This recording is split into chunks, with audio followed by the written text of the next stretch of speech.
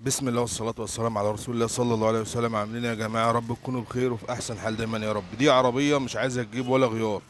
العربية دي لسه مركبة طقم دبرياج ما كملش شهر. طقم دبرياج بألف ونص. ما يعني أنا ما أعرفش نوعه إيه لأن الراجل كان مركبه بره.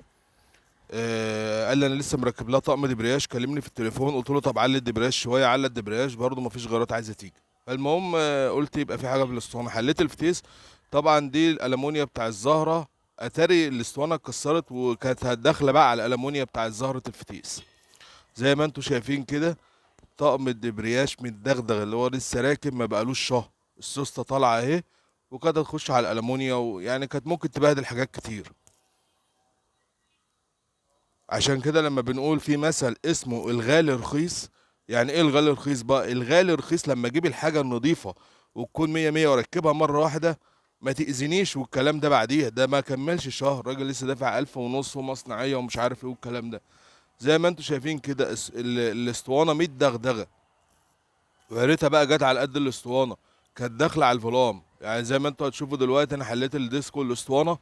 لقيت الفلام كانت داخله على الحته اللي هي جنب المسامير.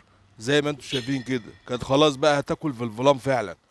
الفلام دلوقتي بيعملوا الشيء الفلاني. فاهمني؟ بس انا بقى طبعا الحمد لله ان ما جتش يمه البلاطه اللي الاسطوانه بتشتغل عليها. وزي ما انتم شايفين الديسك كده متدغدغ من جوه والريش بتاعته فيه ريشه سقطت. اللي انا بشاور عليها دي. هي الخلاصه من الفيديو ده. ان انت هات حاجه نظيفه. انا الحمد لله بشتغل في ورشتي من الفاليو الهندسيه. ولو حد مثلا بيقول لي انا جبت فاليو وما طلعش حلو والكلام ده يبقى انت مش جايب فاليو اصلي. لان في فاليو مضروب في السوق ومن بق تاجر قال لي اجيب لك فاليو بالسعر الفلاني كان رخيص جدا ومش قلت له لا يا باشا. الحمد لله ما بشتغلش الا بالحاجه النظيفه حتى لو غاليه. الحمد لله ان الفلان مثلا ما اتبهدلش من الحاجه دي. انا ذات نفسي مستغرب طقم دبرياش ما بقالوش شهر يحصل فيه كده. يعني شوف الخامه عامله ازاي عشان مثلا اللي بيسترخص خدت طبعا الفلام. ومسحته على المخرطه زي ما انتم شايفين. وجبت طقم فاليو هندسيه وجبت بيلي الدبرياش.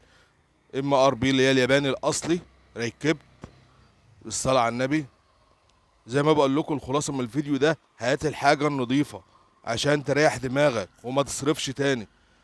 زي ما انتم شايفين الراجل بعد ما خلصنا وركبنا ركب جرب بالصلاة على النبي الغيارات مية معاه. يا رب اكون فدتكم ويا ريت تنورونا في قناة اليوتيوب ادعام اخوكم. هسيب لكم اللينك برضه في اول تعليق او مع الكتابة بتاعة الفيديو.